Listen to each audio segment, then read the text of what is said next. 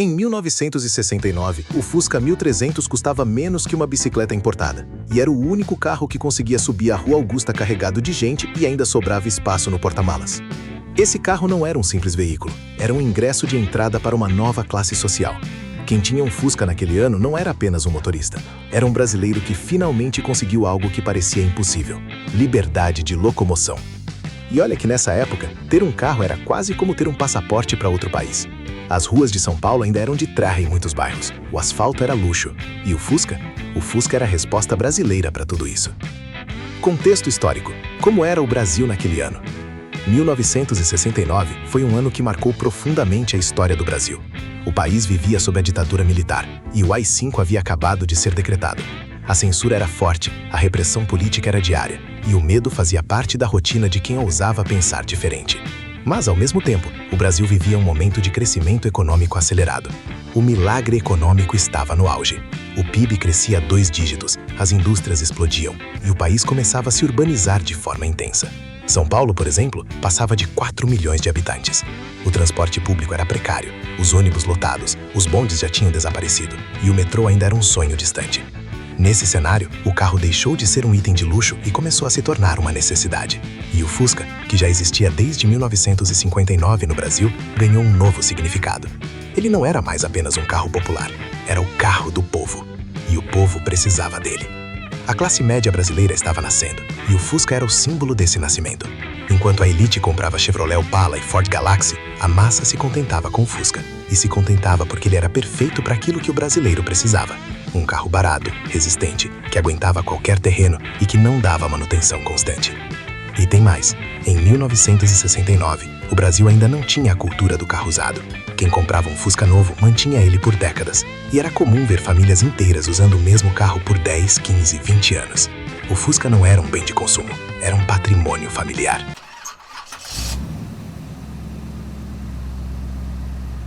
Lançamento, motor, preço e concorrentes. O Fusca 1969 era uma evolução do modelo que já existia no Brasil desde 1959. O motor era o tradicional boxer de 4 cilindros, arrefecido a ar com 1.300 cm3 de deslocamento. A potência era modesta, 46 CV a 4.800 RPM. Mas isso não importava. O que importava era a confiabilidade. O motor do Fusca era tão simples que qualquer mecânico de esquina conseguia consertar.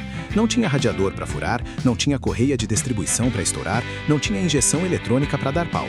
Era motor de carvão, vela, filtro de ar e óleo. Pronto, funcionava.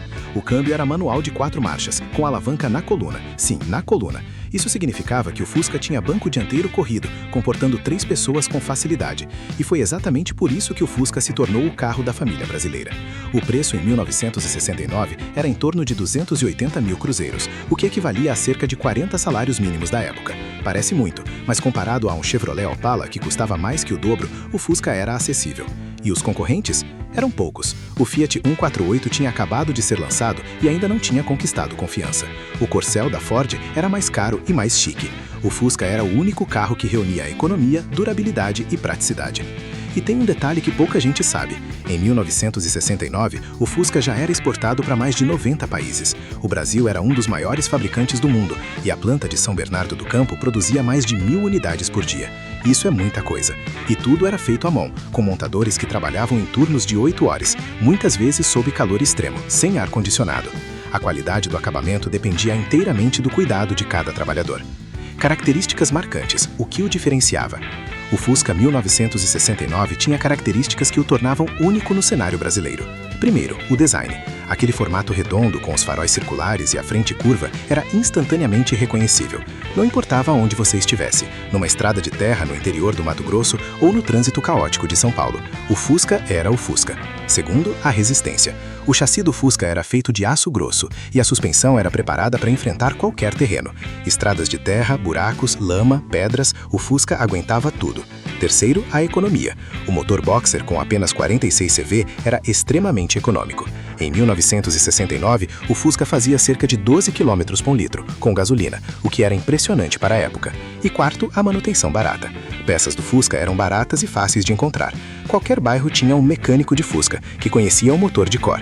Não precisava de diagnóstico complexo. O mecânico ouvia o barulho e já sabia o que estava errado. Mas o que realmente diferenciava o Fusca era a sua capacidade de ser tudo ao mesmo tempo. Era carro de família, carro de motorista de táxi, carro de vendedor, carro de estudantes, carro de policial. O Fusca era democrático, não fazia distinção de classe. E foi exatamente isso que o tornou eterno.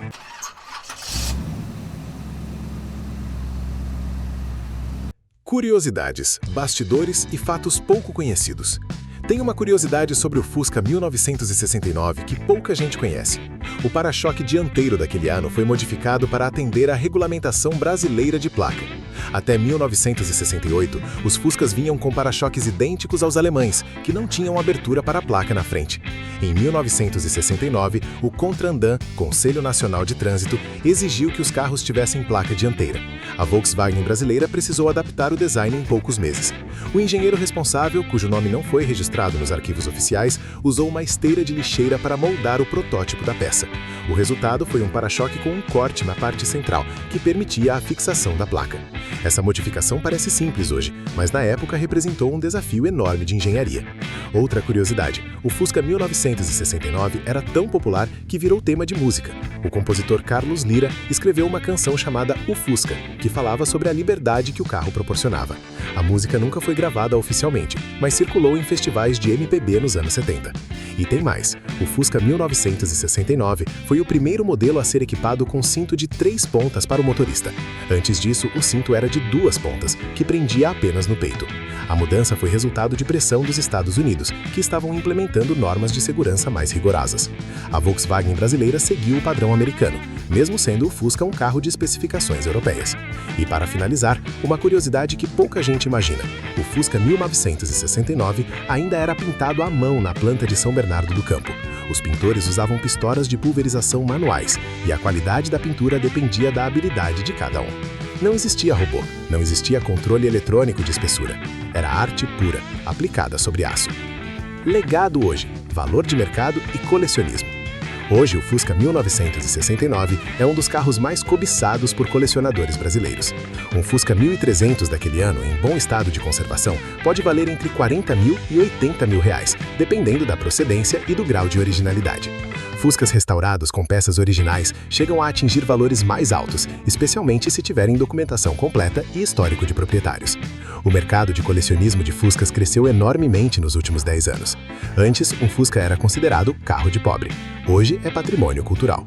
Existem clubes de Fusca em praticamente todos os estados brasileiros, com encontros anuais que reúnem centenas de carros. E o mais interessante é que o Fusca 1969 não é apenas um carro para museus. É um carro que ainda é usado no dia a dia por entusiastas que valorizam a dirigibilidade única e a sensação de pilotar um carro que não tem assistência elétrica, não tem freio ABS, não tem controle de tração. É puro, é mecânico, é humano. E tem um mercado que está crescendo, o mercado de Resto Mods, que são Fuscas antigos com mecânicas modernas. Fuscas 1969 com motor de Gol, câmbio automático e ar-condicionado estão sendo vendidos por mais de R$100 mil. É uma tendência que mistura nostalgia com conforto moderno. E o Fusca 1969, com seu design atemporal, é o chassi perfeito para esse tipo de construção. O legado do Fusca vai além do valor monetário. Ele representou a democratização do automóvel no Brasil. Ele mostrou que um carro popular pode ser eterno. E, acima de tudo, ele provou que a simplicidade é uma forma de arte.